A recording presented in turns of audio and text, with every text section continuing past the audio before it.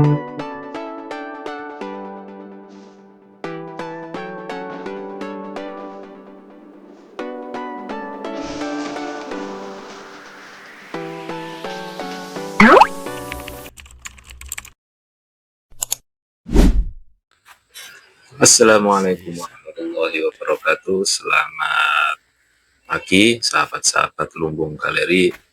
Kali ini saya berkunjung lagi sekedar mampir di komplek makam Dewi Gili Suci yang ada di Desa Jupak di Kabupaten Jombang. Sebelumnya saya pernah review atau bercerita tentang makam komplek di daerah Jupak yang dikenal dengan Gunung Pujangan. Di sini untuk makam utamanya situs makam Gunung Pujangan, makam Dewi Gili Suci. Ini penampakan balai lokasi makam Dewi Gili Suci. Untuk lokasi makam utamanya ada di belakang balai ini. Baru tadi terlihat masih dikunci karena juru kuncinya masih keluar. Nah, ini tampak lokasi utama makam di Gunung Pujangan yang cukup terkenal untuk wilayah Jombang, Mojokerto, dan sekitarnya. Untuk lokasinya ada di atas bukit Desa Jupak, Kabupaten Jombang. Di sini merupakan situs budaya Gunung Pujangan. Bisa ada tulisannya. Untuk lokasi ini juga ada banyak makam, kurang lebih ada 12-an, kurang lebih ya ada 12 makam situs cagar budaya.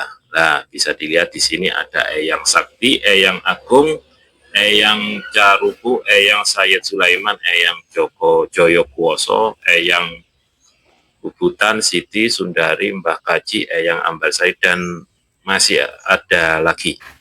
Nah, untuk lokasi makam-makam yang tadi ada di ujung sana. Untuk pertama kali kita masuk, yang kita temui adalah makam Dewi Gili Suci. Ya, ini menuju makam yang ada banyak tadi. Nah, nanti kita jalan ke sana lurus. Kita akan menaiki beberapa anak tangga. Untuk saat ini masih sepi karena masih pagi hari, sekitar jam 7:30 lebih. Ini tadi sekalian mampir, berkunjung lagi, saya coba post lagi situs Dewi Gili Suci di daerah Jombang. Kalau menurut cerita dari penjaga, yang setahu saya, Dewi Gili Suci adalah putri dari Raja Erlangga yang terkenal. Dewi Gili Suci kalau konon itu dijodohkan tetapi sebagai ratu.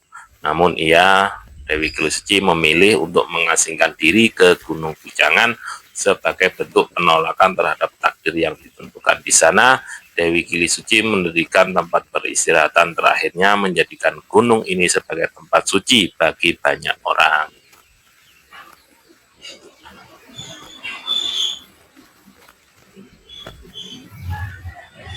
Nah, ini lokasi ke makam yang lain. Di atas bukit ini juga ada makam-makam lagi. Nah, kita lewat di situ. Kebetulan ini ada pohon roboh ya, jadi kita agak menunduk. Di sini suasananya sangat sejuk ya, karena memang di atas bukit. Nah, ini ada makam, termasuk makam-makam yang ada namanya di depan papan tadi, di depan. Nah, ini lokasinya ada di sini. Nah, ini jaraknya kurang lebih antar makam itu antara 5 sampai 6 meter. Nah, ini juga ada makam di sini.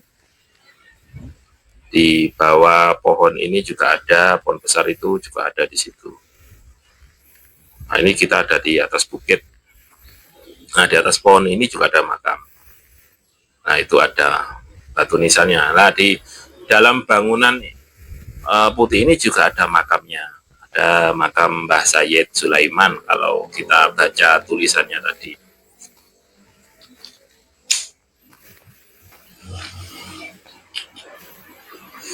Dan di belakang bangunan ini juga ada makam panjang. Banyak sih istilah-istilahnya, cuma saya nggak berani nyebut, nanti takut salah. Nah, karena banyak sekali istilah-istilahnya. Kalau nah ini namanya Sayyid Sulaiman Sinuwun. Nah, di atas sana pohon itu, kebun itu masih ada makam lagi, makam panjang namanya. Cuma tadi ada pohon besar, masih kayaknya kesulitan kalau jalan. Nah, di sini juga ada pendopo. Nah, biasanya kalau pengunjung kalau malam banyak yang menginap di sini. Ada musola dan tempat wudhunya juga. Biasanya malam-malam suro, malam-malam Jumat Legi, malam-malam khusus biasanya banyak sekali pengunjung yang menginap di sini. Ini lokasinya di atas bukit. Ini paling tinggi kayaknya lokasinya bukitnya. Nah, ini ada patok, batu patok. Informasinya ini batu patok mulai dari zaman dahulu. Nah, ini makam-makamnya. Suasananya sangat sejuk ya. Jadi kalau di sini insya Allah betah sekali. Meskipun sekedar berkunjung, ngopi tadi di warung di bawah tadi, senang sekali kalau di sini betah. Di sini juga ada makam. Nah, ini bisa dilihat, coba ya kita lihat. Nah, ini makamnya. Ada banyak sekali makamnya. Kalau dari antara tulisan dengan istilah warga sekitar memang beda-beda sih. Istilahnya di sini makam-makam orang terdahulu yang dianggap mulia. Intinya seperti itu. Sesuai dengan kepercayaan masing-masing, karena yang berkunjung di sini juga dari berbagai macam background ya, dan berbagai macam kebutuhan sendiri-sendiri. Apalagi kalau pas malam suro, ramai sekali di sini. Mulai dari Surabaya, Sidoarjo, Malang, Banyuwangi, pokoknya seluruh Jawa Timur, bahkan ada yang dari Bali berkunjung ke sini. Kalau biasanya pas malam suro. Hati-hati ada pohon roboh, jadi kita menunduk dulu.